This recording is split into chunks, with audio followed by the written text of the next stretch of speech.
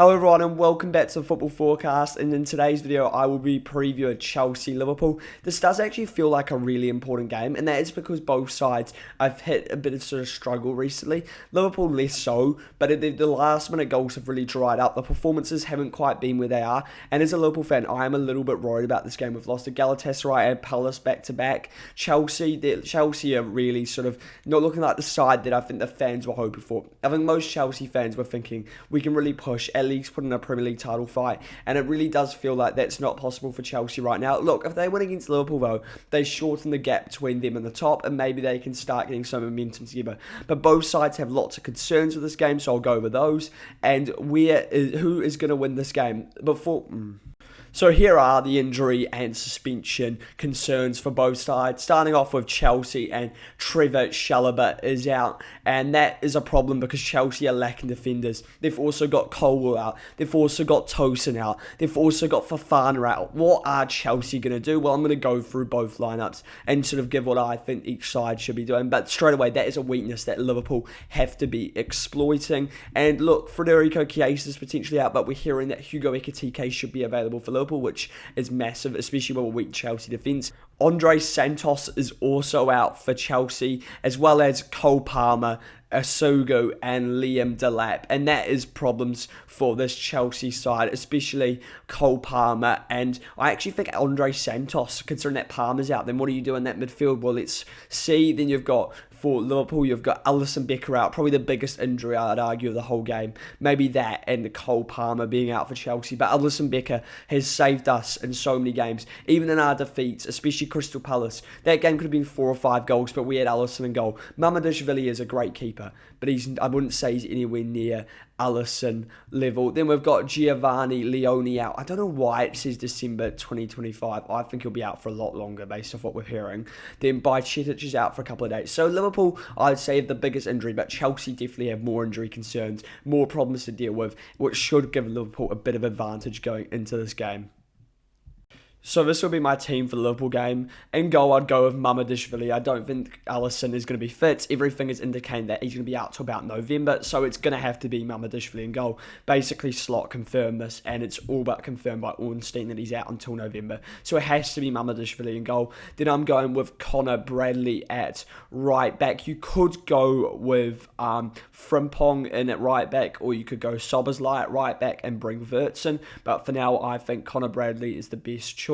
Then this is the big change. Joe Gomez in for Konate. I would be surprised if he does this, but I've just had enough of Ibu Konate.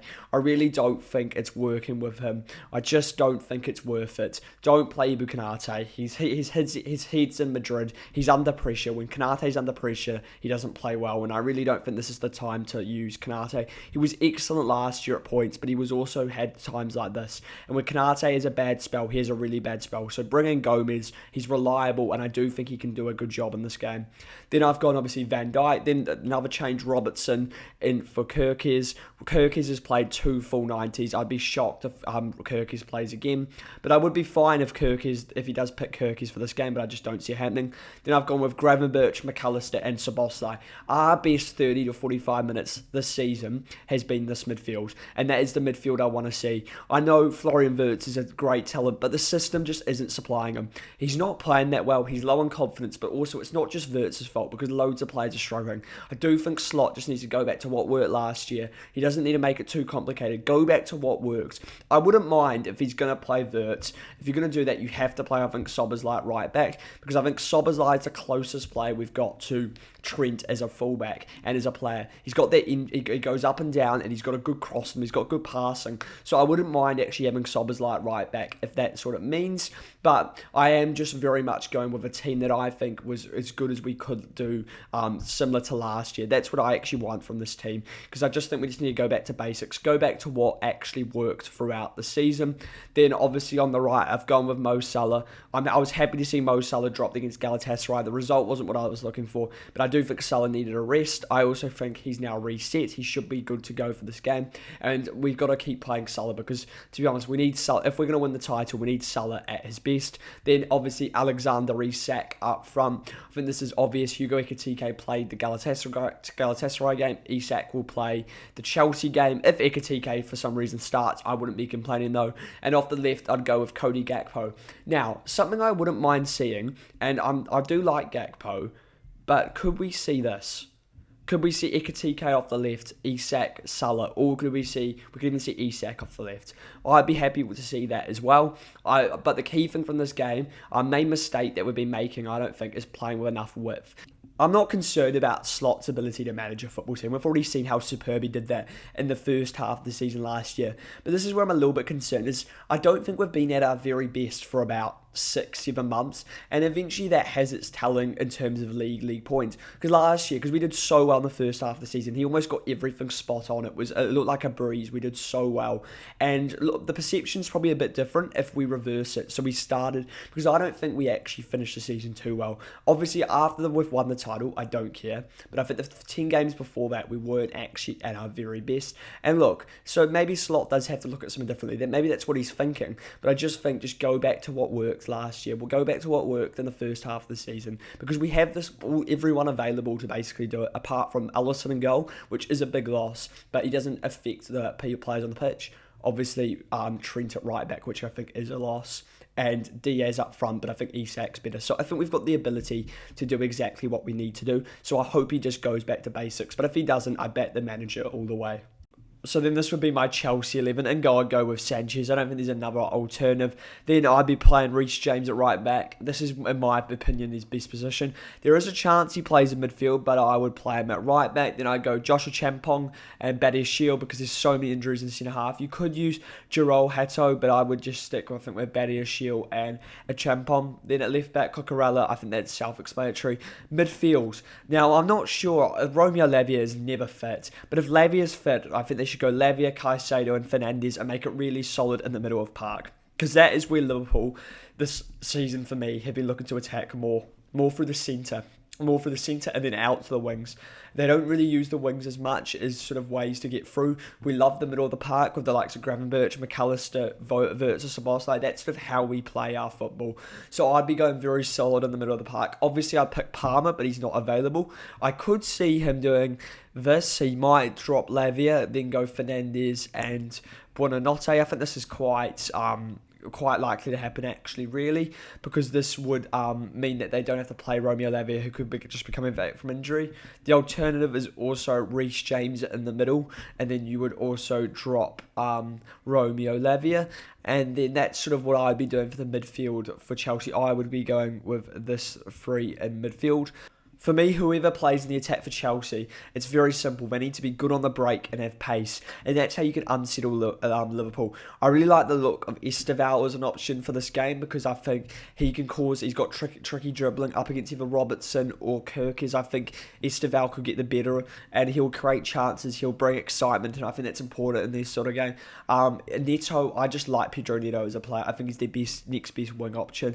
I think you could look at Gittins or Garnacho, but I just think they're both pretty average, and I think you're better off going with Neto, and then up front, João Pedro. I mean, there's no alternative. You could play João Pedro on the team, but there's no striker then to play. So that would be my Chelsea team, but I think the key for Chelsea is to have players that can run at the opposition. Whenever I watch Liverpool, I'm always worried when it's the counter-attacks, and I feel like we can't sort of get our footing or stop them quickly enough, especially if we have Bradley, Robertson, Kirkes, whoever it is, Frimpong going forward. There's going to be space left them behind. If Konate doesn't play, then there's someone else has to cover, and Gomez doesn't have the same pace as Konate. But if Konate plays, Konate's been really indecisive whenever he should be going out for the ball, whenever he should be just sort of staying back, and I'm just not confident with Konate in defence. So I think getting pace that can run at that defence is the best option for Chelsea to win this game of football.